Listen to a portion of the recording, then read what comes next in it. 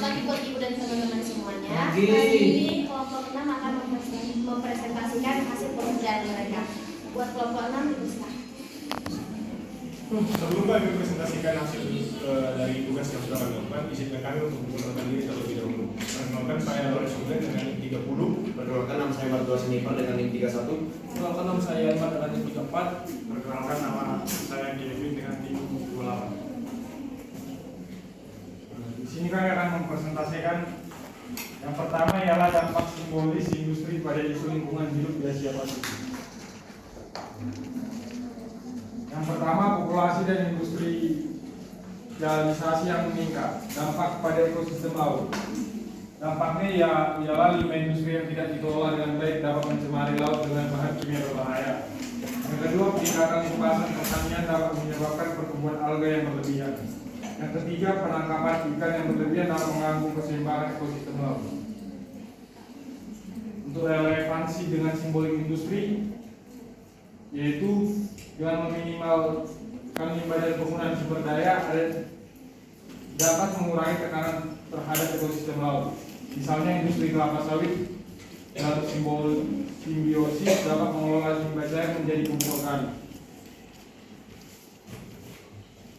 Penilaian siklus hidup produksi Indonesia. Yang pertama, minyak sawit. Produksi minyak sawit dapat menyebabkan deforestasi dan hilangnya habitat satwa liar.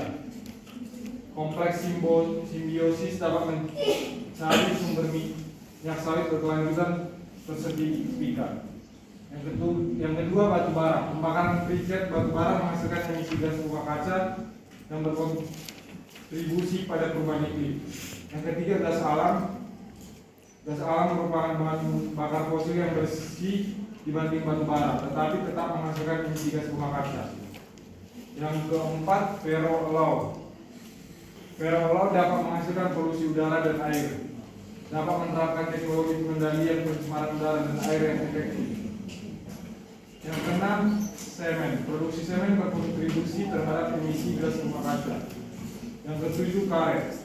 Produksi karet dapat menyebabkan deforestasi jika tidak dikelola dengan baik. Perbandingan kebijakan lingkungan hidup di Asia. Perbandingan di Indonesia dengan negara lain di Asia, misalnya Jepang dan Korea Selatan. Yang pertama, identifikasi kebijakan yang lebih ketat dan teknologi yang lebih bersih yang dapat diadaptasi di Indonesia. Yang kedua, kompleks simbiosis dapat menjadi contoh penerapan praktik berkelanjutan dalam industri Indonesia. D. Dampak sampah elektronik di Asia Tenggara. Sampah elektronik yang tidak dikelola dengan baik dapat mencemari tanah dan air, membahayakan kesehatan manusia dan satwa liar. Yang pentingnya blue economy di Asia Pasifik. Konsep blue economy menekankan pemanfaatan sumber daya laut secara berkelanjutan. F. Potensi energi terbarukan di Asia Pasifik. Asia Pasifik memiliki potensi besar untuk energi terbarukan seperti matahari, angin, panas bumi, dan air. J. Dampak perubahan iklim di Asia Pasifik. Perubahan iklim dapat menyebabkan peningkatan permukaan air laut, kekeringan, dan cuaca ekstrim. Yang terakhir, hubungan antara pembangunan ekonomi dan kerusakan lingkungan hidup. Pembangunan ekonomi seringkali dikaitkan dengan peningkatan kerusakan lingkungan hidup. Kompleks simbiosisnya ialah dapat mendemonstrasikan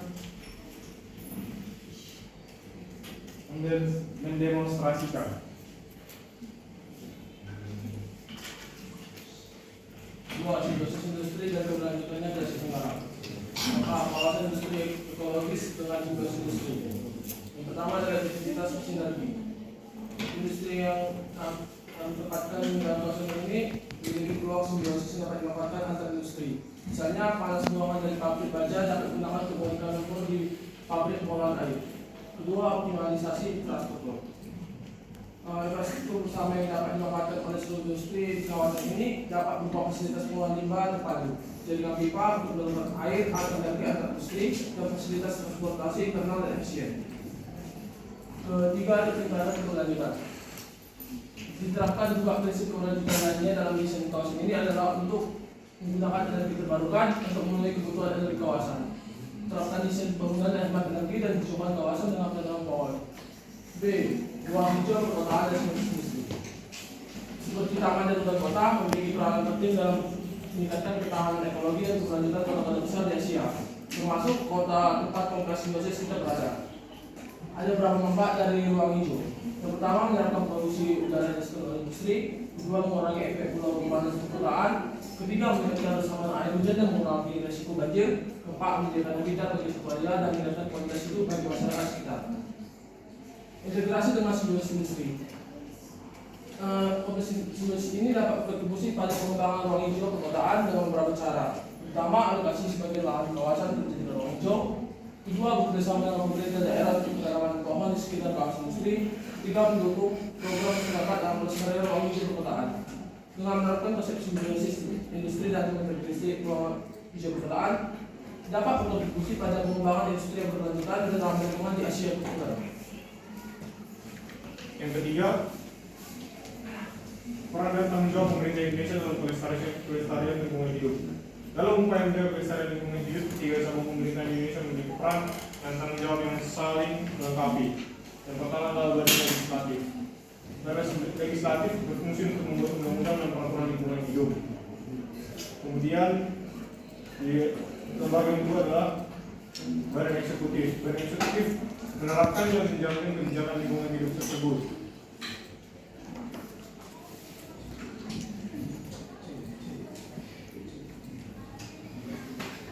Badan yudikatif.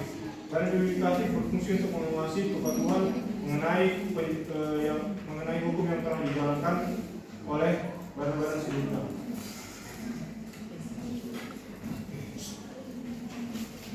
Selanjutnya 4. Mekanisme penegakan hukum dan apresiasi terhadap kebijakan lingkungan hidup Indonesia. Meskipun Indonesia memiliki berbagai kebijakan dan peraturan lingkungan hidup yang baik, efektivitasnya sangat bergantung pada mekanisme penegakan hukum yang kuat. A. Mekanisme pemantauan dan kepatuhan. Kelemahan saat ini kurangnya sumber daya dan kapasitas lembaga pengawas lingkungan hidup menjadi kendala utama dalam pemantauan kepatuhan industri terhadap peraturan lingkungan. 2. Peningkatan mekanisme pemantauan. Pemerintah perlu meningkatkan anggaran dan sumber daya KLHK dan lembaga pengawas lingkungan hidup di daerah. 3. Peningkatan kepatuhan. Industri perlu secara proaktif melakukan pelaporan lingkungan hidup dan menerapkan sistem pengelolaan lingkungan yang baik. B. Hukuman dan saksi. Saksi yang lemah. Saksi administratif yang biasanya dijatuhkan terhadap pelaku pencemaran lingkungan dianggap kurang efektif sebagai penjara. Selanjutnya, peningkatan efektivitas sanksi. Pemerintah perlu merevisi peraturan lingkungan hidup untuk meningkatkan ketentuan denda dan sanksi administratif lainnya. J. Kolaborasi dengan masyarakat dan pemangku kepentingan. Pertama, peran masyarakat. Masyarakat memiliki hak untuk mengetahui kondisi lingkungan hidup di sekitar mereka dan berhak melaporkan pencemaran lingkungan kepada lembaga berwenang. Kedua, peran pemangku kepentingan. Selain pemerintah dan masyarakat, berbagai pemangku kepentingan lainnya seperti organisasi lingkungan hidup dan dunia usaha perlu dilibatkan dalam upaya pelestarian lingkungan hidup. Dengan memperkuat mekanisme pemantauan dan kepatuhan, meningkatkan efektivitas sanksi, dan meningkatkan kolaborasi dengan masyarakat dan pemangku kepentingan lainnya, maka kebijakan lingkungan hidup di Indonesia dapat diapresiasi dan dijalankan secara lebih efektif. Kita masuk ke nomor 5, apresiasi dan kritik terhadap kebijakan lingkungan hidup di Indonesia. Kebijakan lingkungan hidup di Indonesia memiliki poin-poin yang baik, namun masih ada ruang untuk perbaikan. Berikut beberapa poin penting terkait hal tersebut dan kaitannya dengan kompleks simbiosis industri. Yang pertama, kelemahan penegakan hukum dan pengetahuan. Dampak pada simbiosis industri. Kurangnya penegakan hukum dapat merupakan insentif bagi industri. Selanjutnya, industri yang tidak patuh peraturan lingkungan hidup dapat menimbulkan pencemaran serta merugikan industri lain dalam kompleks. Yang kedua adalah solusi untuk simbiosis industri. Kompleks simbiosis dapat menerapkan sistem pelaporan lingkungan hidup dengan melalui secara internal dan saling melakukan monitoring antara industri peserta. Selanjutnya, dengan keterbukaan dan akuntabilitas tinggi, pelanggaran peraturan lingkungan hidup dapat diminimalisir. B. Kurangnya koordinasi antar lembaga pemerintah. Dampak pada simbiosis industri. Kurangnya koordinasi antara lembaga pemerintah dapat menimbulkan ketidakjelasan peraturan serta prosedur perizinan lingkungan hidup bagi industri dalam kompleks simbiosis. Hal ini dapat menghalangi pengembangan kompleks simbiosis industri tersebut. Solusi untuk permasalahan tersebut, kompleks simbiosis dapat secara proaktif berkomunikasi dengan berbagai lembaga pemerintah terkait untuk memperoleh kejelasan peraturan dan mendorong koordinasi antar lembaga. C. Kepentingan ekonomi dan lobby dalam pembentukan kebijakan. Dampak pada simbiosis industri antara lain tekanan dari kepentingan ekonomi jangka pendek melemahkan kebijakan lingkungan hidup yang ketat. Hal ini dapat merugikan pengembangan industri berkelanjutan seperti kompleks simbiosis. Selanjutnya solusi yang ditawarkan yaitu kompleks simbiosis dapat bekerja sama dengan organisasi lingkungan hidup untuk mengadvokasi kebijakan lingkungan hidup yang tegas dan berkelanjutan. Dengan menunjukkan keuntungan ekonomi jangka panjang dari simbiosis industri, kompleks dapat memperoleh dukungan dari para pembuat kebijakan. D. Perbandingan peran hukum administrasi dan kebijakan lingkungan hidup Amerika Serikat dan Uni Eropa. Fokus di Amerika Serikat dan Uni Eropa adalah kebijakan lingkungan hidup yang banyak ditetapkan oleh peraturan yang dibuat oleh Badan Administrasi Lingkungan Hidup. Selanjutnya, peraturan ini biasanya lebih fleksibel serta mudah disesuaikan dengan perkembangan teknologi dan juga kondisi lingkungan hidup terkini. Peran dalam simbiosis industri adalah antara lain, kompleks simbiosis dapat mempelajari praktik terbaik dari Amerika Serikat dan Uni Eropa dalam menerapkan peraturan lingkungan hidup melalui Badan Administrasi Lingkungan Hidup. Hal ini dapat membantu kompleks beradaptasi dengan perubahan peraturan lingkungan hidup di Indonesia secara lebih efektif.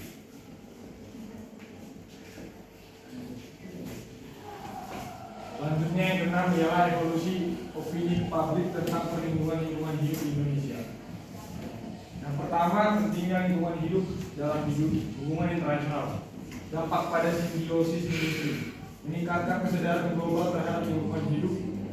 Konsumen semakin menyukai produk yang dibuat secara berkelanjutan, dan kompleks simbiosis perlu menunjukkan komitmen terhadap lingkungan hidup untuk menjaga daya saing di pasar global. Yang kedua, partisipasi Indonesia dalam konvensi lingkungan hidup internasional. Contohnya, Indonesia telah meratifikasi konvensi lingkungan hidup internasional seperti konvensi kerangka kerja PBB tentang perubahan iklim.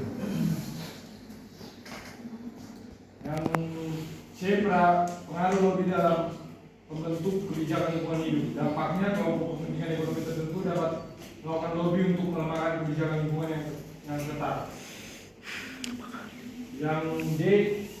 Peran dan fungsi Badan Perlindungan Lingkungan Hidup di Indonesia. Kementerian Lingkungan Hidup merupakan lembaga utama yang bertugas mengelola dan mengawasi kebijakan lingkungan hidup di Indonesia. Yang kedua, Badan Pengelola Daerah.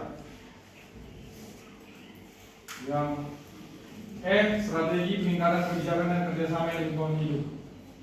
Yang pertama, peningkatan kerjasama internasional. Indonesia dapat menjalin kerjasama dengan negara lain dalam hal transfer teknologi, pendanaan proyek lingkungan hidup, dan pengembangan kapasitas sumber daya manusia. Contoh penerapan strategi dalam kompleks simbiosis industri. Yang pertama, formulasi kebijakan, implementasi kebijakan, kerjasama antar industri, kerjasama dengan organisasi lingkungan hidup.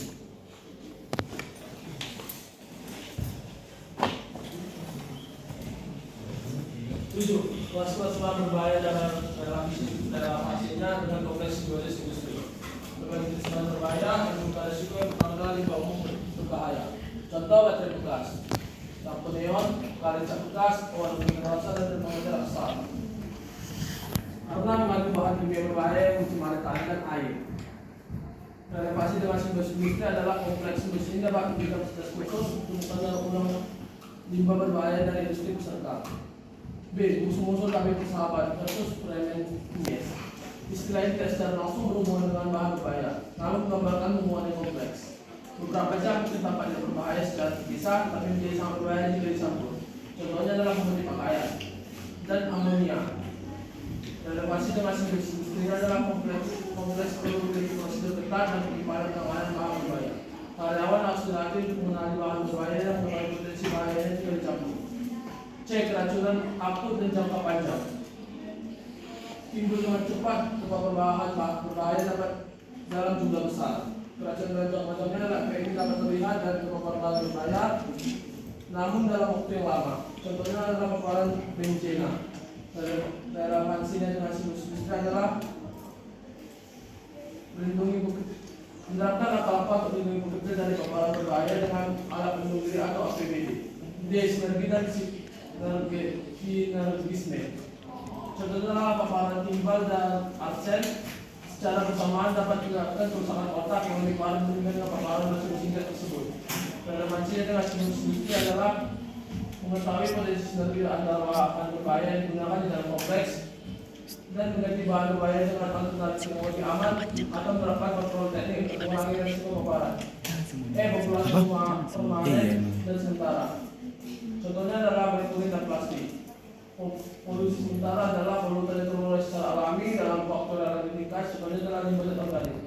Relevansinya dengan industri adalah meminimalkan penggunaan bahan yang menghasilkan polutan permanen dan menerapkan pengolahan limbah secara tepat. Selanjutnya, prinsip jangan disentuh dalam hal bahan berbahaya kompleks simbiosis industri.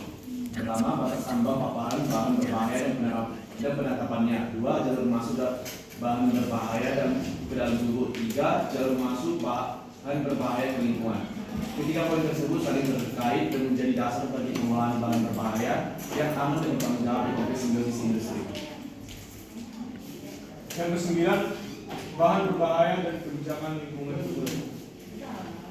Kompleks simbiosis industri harus mematuhi peraturan dan kebijakan lingkungan hidup di Indonesia. Berikut beberapa poin terkait hal tersebut. Yang pertama, definisi limbah berbahaya menurut Badan Perlindungan Lingkungan Hidup Indonesia. Kementerian Lingkungan Hidup merupakan lembaga untuk mengatur definisi limbah berbahaya Indonesia. Definisi menurut KLHK yaitu adalah limbah berbahaya merupakan sisa kegiatan dari proses produksi karena sifat, konsentrasi, dan atau jumlahnya dapat menimbulkan bahaya bagi kesehatan manusia dan lingkungan hidup. Relevansi dengan industri, limbah ini harus dikelola dengan benar sesuai peraturan yang berlaku untuk mencegah pencemaran lingkungan. B. Persyaratan konservasi sumber daya dan tindakan lingkungan Indonesia. Kebijakannya itu, Indonesia memiliki berbagai peraturan yang mewajibkan konservasi sumber daya alam, seperti Undang-Undang Nomor 32 Tahun 2009 tentang perlindungan dan pengelolaan lingkungan hidup, mewajibkan pelaku usaha untuk melakukan pengelolaan limbah. Selanjutnya, relevansi dengan industri. Kompleks industri dapat menerapkan prinsip ekonomi sirkular untuk mengurangi konsumsi sumber daya alam dan limbah. Selain itu, kompleks juga perlu memiliki rencana penanggulangan tumpahan dan pengelolaan bahan berbahaya. C. Tujuan lingkungan hidup dan rencana penanggulangan bencana komprehensif di Indonesia. Tujuan lingkungan hidup adalah pemberian lingkungan hidup pasca bencana juga merupakan tujuan dari bencana ini. Undang-Undang Kompensasi dan Tanggung Jawab. Undang-Undang Nomor 30 Tahun 2009 tentang perlindungan dan pengelolaan lingkungan hidup inilah yang mengatur kompensasi dan tanggung jawab atas kerusakan lingkungan hidup. Selanjutnya, relevansi dengan industri, yaitu jika terjadi kecelakaan, kompleks industri wajib melaporkan ke pihak berwenang dan melakukan pemulihan lingkungan sesuai peraturan yang berlaku. D. Pentingnya daftar prioritas nasional pemerintah Indonesia. DPN merupakan dokumen perencanaan pembangunan nasional yang memuat program-program pembangunan yang menjadi prioritas pemerintah. Program ini dapat terkait dengan kelestarian lingkungan hidup dan pengembangan ekonomi berkelanjutan. Relevansi dengan industri, kompleks dapat menjelaskan kegiatan bisnis dengan program-program yang tertera dalam GTO. 10. Hubungan gaya hidup dan limbah padat municipal, aktivitas industri dan tempat pembuangan akhir atau TPA, serta insinerasi relevansi dengan hubungan simbiosis industri. Yang pertama adalah hubungan gaya hidup dan limbah padat municipal.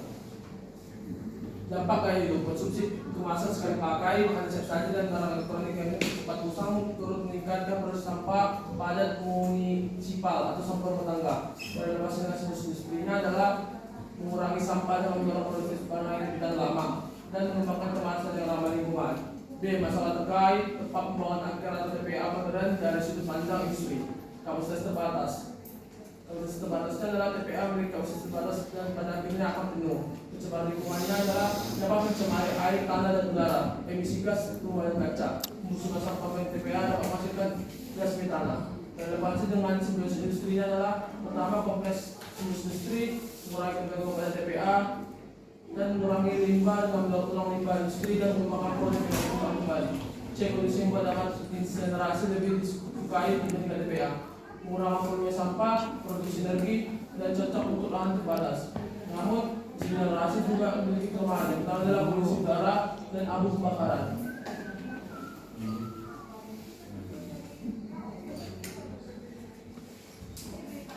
Selanjutnya, alasan limbah elektronik menjadi masalah industri yang signifikan. 1. Pertumbuhan cepat peningkatan elektronik. 2. Kesulitan daur ulang. 3. Kurangnya infrastruktur pengolahan website. 4. Kurangnya kesadaran masyarakat. Dampak pada industri. 1. Dampak lingkungan. Industri menghadapi tekanan untuk minimalkan jejak lingkungan mereka, dan website yang tidak dikelola dengan baik dapat berusaha reputasi perusahaan. 2. Tanggung jawab produsen. Beberapa negara menerapkan peraturan yang mewajibkan produsen elektronik untuk bertanggung jawab atas penggunaan website yang mereka hasilkan. 4. Keterbatasan sumber daya. Bahan baku yang berharga seperti emas dan logam tanah yang jarang dapat diperoleh dari daur ulang website, namun keterbatasan infrastruktur daur ulang yang aman bisa menjadikan kendala bagi industri untuk memanfaatkan sumber dayanya secara optimal. 12. Permasalahan makanan terbuang. Food waste. Yang pertama, pendekatan industri yang digunakan komunitas untuk mengatasi masalah makanan terbuang.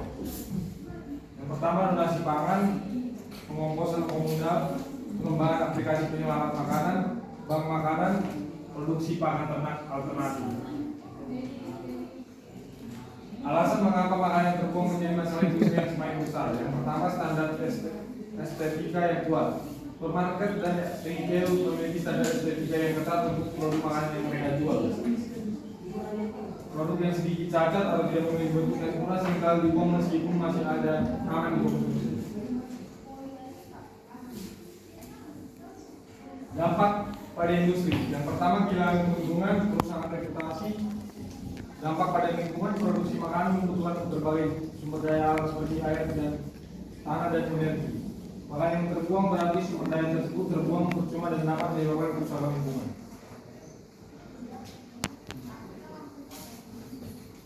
Ke-13, menuju listrik dan menuju jauh.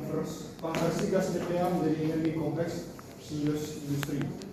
Yang pertama, konversi gas TPA menjadi listrik secara industri.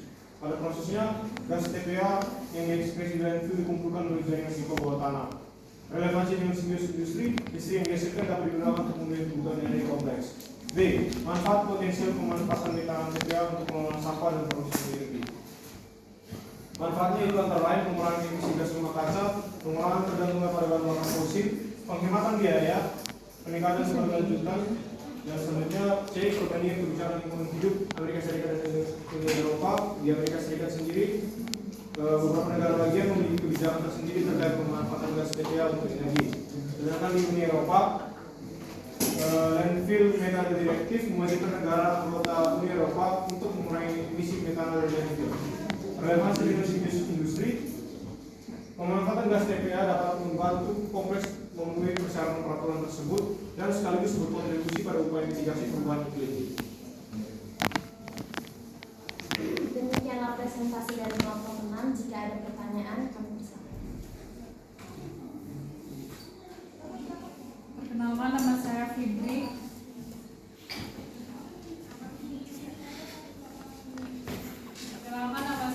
Dari kelompok 5 akan memberikan pertanyaan.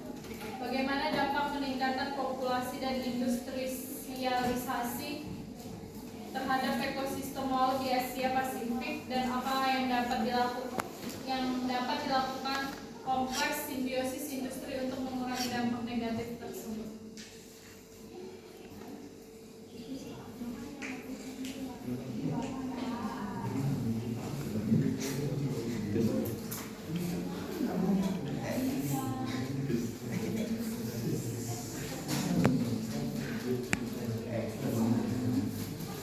Baik, terima kasih untuk pertanyaan yang telah disampaikan. Izinkan kami menjawab pertanyaan yang disampaikan oleh teman-teman Fitri. Jadi terkait peningkatan populasi dan industri Asia Pasifik memiliki dampak signifikan pada ekosistem laut di wilayah tersebut. Beberapa dampaknya antara lain peningkatan pencemaran. Pertumbuhan industri berarti adanya peningkatan limbah industri yang dibuang ke perairan laut tanpa pengolahan limbah yang memadai. Kemudian perubahan iklim. Aktivitas industri termasuk pembakaran bahan bakar fosil menyebabkan emisi gas rumah kaca yang berkontribusi pada perubahan iklim global. Yang ketiga, overfishing. Pertumbuhan populasi manusia dan industrialisasi juga meningkatkan permintaan akan hasil laut. Hal ini juga mengganggu keseimbangan ekosistem laut tersebut. Kemudian yang keempat, kerusakan habitat. Pembangunan pesisir untuk industri dan perkotaan dapat menyebabkan kerusakan habitat seperti penurunan luas terumbu dan hilangnya hutan bakau. Kemudian solusi yang dapat ditawarkan untuk mengurangi dampak negatif tersebut, yaitu yang pertama adalah pengelolaan limbah. Mengimplementasikan sistem pengelolaan limbah yang efisien dan ramah lingkungan dapat mengurangi pencemaran air laut oleh limbah industri. Yang kedua, konservasi energi. Mengadopsi teknologi yang praktis dapat menghemat energi untuk mengurangi emisi gas rumah kaca. Yang ketiga, pengelolaan perikanan, pembatasan penangkapan, pembentukan kawasan konservasi laut, serta pendidikan masyarakat dapat menangani permasalahan pada bidang tersebut. Kemudian yang terakhir, pelestarian habitat. Memperkuat upaya pelestarian habitat dapat merestorasi terumbu karang serta penanaman mangrove untuk perlindungan zona pesisir. Demikian jawaban yang bisa kami sampaikan.